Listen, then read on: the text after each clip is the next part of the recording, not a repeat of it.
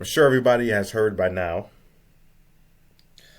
that another aircraft mishap happened, this time in Philadelphia, Pennsylvania.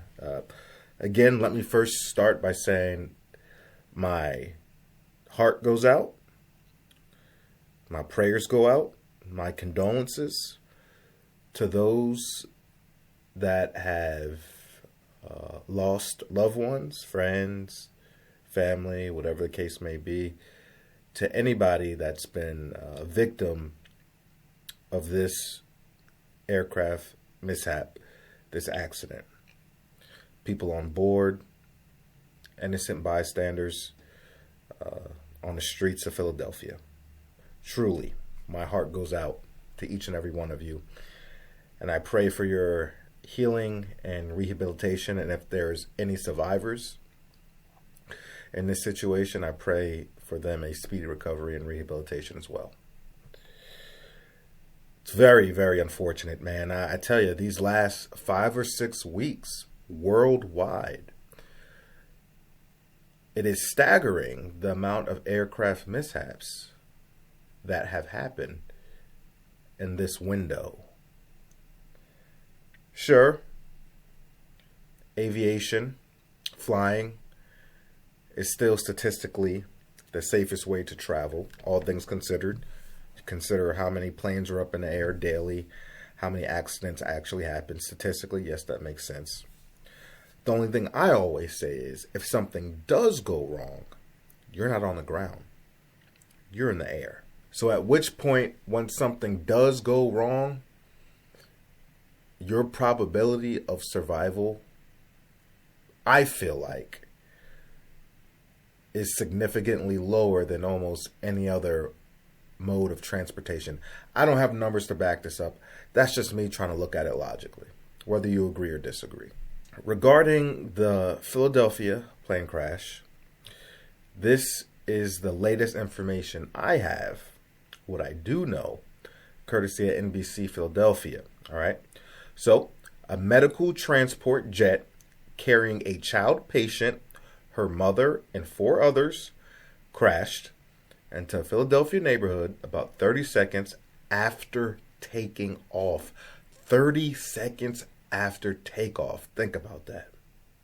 Erupting in a fireball and engulfing several homes in flames. Next, the crash occurred shortly after 6 p.m. on Friday, January 31st, near the intersection of Roosevelt Boulevard and Cottman Avenue. Multiple videos obtained by NBC 10 show the plane plummeting from the sky, crashing to the ground in a massive explosion shortly after. Multiple homes caught in fire. Next, according to the FAA, the plane was a Lear Jet 55 that left Northeast Philadelphia Airport and was headed for Springfield Branson National Airport and stopping in Missouri before traveling to its final destination of Tijuana, Mexico. Next, a girl who was returning to Mexico after receiving treatment for a life-threatening illness in the U.S. was among the 6 people on board the flight. The girl's mother, a pilot, co-pilot, doctor, and paramedic were also on board. Jet Rescue Air Ambulance, which operated the Lear Jet 55, said in a statement, "We cannot confirm any survivors. There is no immediate word whether anyone on the ground was killed, but at least 6 people were treated for injuries at the hospital." Note, that does not mean the 6 people on board. Make that very clear. Next, the FAA said the National Transportation Safety Board will lead the investigation. The NTSB said an investigator arrived and more officials would be there Saturday. Next, a shelter for those impacted by the crash opened at Samuel Fells High School on 5500 Langdon Street in Philadelphia. That's the latest news I have. So unfortunate, man. So I'm gonna tell you this. When I initially saw the video hours ago, I'm getting to this video I'm making long after when I first seen the video footage. Literally, I believe it was like shortly after it happened. I saw video footage. I can't remember if it was Instagram or YouTube, but it was from somebody's vehicle filming it on their phone. And I'm looking at it, and it looked like a missile. I am not joking. The footage I seen, I haven't been able to find this video again. It hasn't been the video that's been being shown on the news. It's a different one, but I can't find it. Dude, it looked like a missile hit Philadelphia. But the title said plane crash. So I was like, I started contemplating if this was real or not. I was like, is this AI? Is this real? Because that don't look like no damn plane. The trajectory, the speed, it looked like a missile. So then I went to Google. Philadelphia, Pennsylvania plane crash. Sure enough, this was something that was happening real time. And I was like, that would cause that plane to fall from the sky like that, like it was shot out of a cannon. A fireball. 30 seconds after takeoff. Now, I just found out the 30 seconds part as I'm reading this to you guys. I didn't know it was that. What could have possibly... It had to be something extremely catastrophic with the airplane. Now, a little bit of my background. Prior Air Force. I worked in the aviation community. I was air crew. All right. I also was a safety officer. Right? Safety official. So I know a little bit about this stuff. Not a lot, a little bit. But what I can tell you about the safety investigation that's going to go on is that I think this is going to be a long process. I think the safety officials, the investigators, definitely have their work cut out for them. Considering optically what I saw, there's going to be a lot of digging in and explaining to do, and hopefully they can find enough evidence that's going to be able to actually be salvaged and investigated, and hopefully be able to extrapolate some type of information from whatever they can get. Recorders, boxes, engine components, all that kinds of stuff. If they were in communication with Tower, did they report anything? Did they report malfunction that they were going to have to, RTB, contingency, whatever? All this stuff we're going to have to find out. So I think this is going to be a long investigation, because I just, from the video, watching that aircraft missile towards the ground in a fireball, I don't know how much evidence they're going to be able to salvage and get information from. So I think they're definitely going to have their work cut out for them.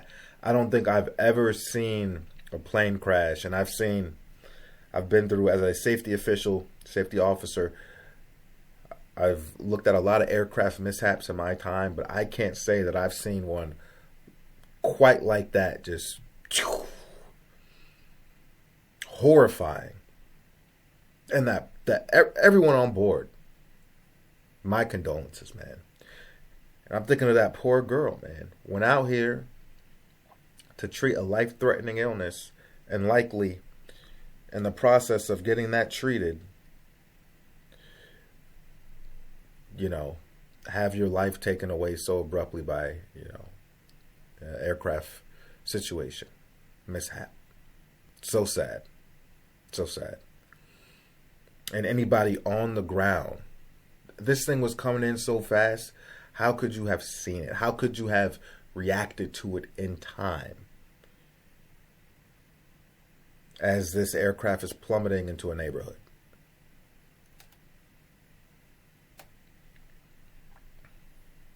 It's terrible. It's absolutely terrible. I mean, the only thing I can think of off the top of my head is, I don't know how many engines this thing had, 1, 2, but it had to be a complete engine failure across the board. And I'm talking rudder failure. I don't know. Did it lose a wing? I don't know. But like I said, I felt like it had to be catastrophic, whatever happened, based on that video. I mean, it was unbelievable. Like I said, I thought it was AI at first. It was horrific. It was terrifying. So, had to be some type of catastrophic failure. That's my guess. That's my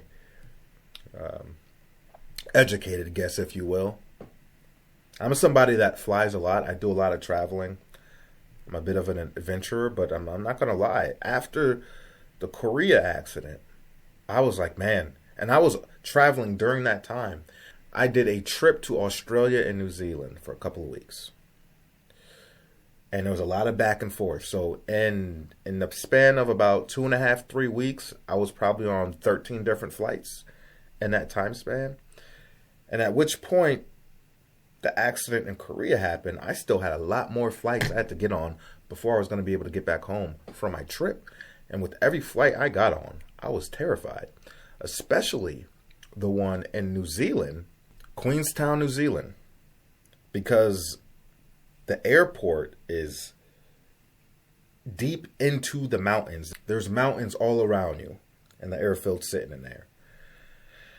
And while we were waiting for our plane to land, it got delayed because the pilot had to do a go-around. For whatever reason, he couldn't land the aircraft. So I was like, oh my, I'm already getting a little bit nervous. Eventually, they come back around. They're able to land the aircraft. And then we get on the plane. We take off. And it was terrifying because we're so high up and the clouds, you're already in the clouds, but the clouds are already low. And maybe 10 seconds after takeoff, you couldn't see anything for a while. But all I know is that we are surrounded by mountains on both sides. So I'm like, man, at this point, the pilots are flying instrument, and I'm trusting them with my lives. But it was horrifying knowing how close we were to those damn mountains. And we couldn't see anything, all instrument at that point. I'd be lying. As much as I travel, as much as I get on airplanes, I do not have all the confidence in the world every time I get on an airplane, especially now as these unfortunate events keep happening. The safety investigations are important because obviously we want to get a conclusive picture of what happened. But a major reason for these investigations is for everyone to learn from it so that we can prevent this from happening in the future, learning from your mistakes or other people's mistakes. Maybe it's not their mistakes, but learning from an aircraft incident to help with preventative measures moving forward. And I encourage everyone to make sure you tell your loved ones you love them every single day. Stay in contact with them because tomorrow's never promised. Take care, folks. Be safe out there. Safe flying or any type of traveling, any mode of transportation. Be as safe as you possibly can. Not just for you, but for the others around you as well. And for drivers out there especially, defensive driving. All right? Wear your seatbelt. God bless. Take care, y'all.